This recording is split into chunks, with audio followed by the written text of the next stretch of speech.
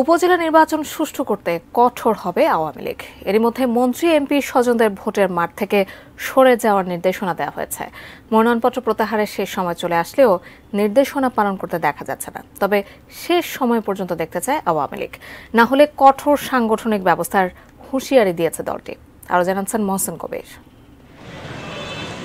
উপজেলা নির্বাচন মন্ত্রী এমপিদের প্রভাবমুক্ত রাখতে চায় আওয়ামী লীগ। কোনোভাবেই স্থানীয় সরকারের এই নির্বাচনে বিশৃঙ্খলা চায় না ক্ষমতাসীনরা। সেজন্য ইতোমধ্যে মন্ত্রী এমপিদের স্বজনদের প্রার্থিতা প্রত্যাহারের নির্দেশনা দেওয়া হয়েছে দল থেকে। আওয়ামী লীগের এই সিদ্ধান্ত তৃণমূল পর্যন্ত মানুষ কিন্তু খুশি হয়েছে।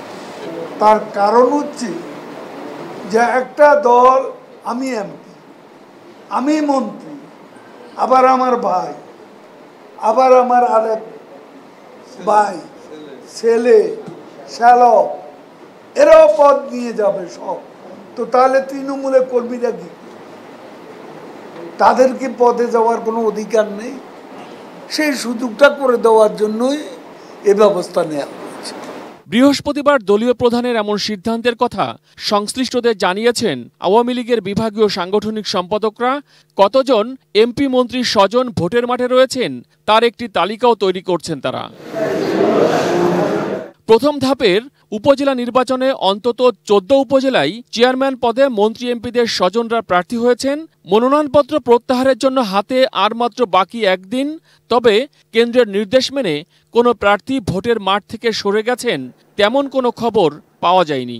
কেন্দ্রের সিদ্ধান্ত অবশ্যই পালনীয়, এর ব্যত্যয় ঘটানোর সুযোগ কারণই।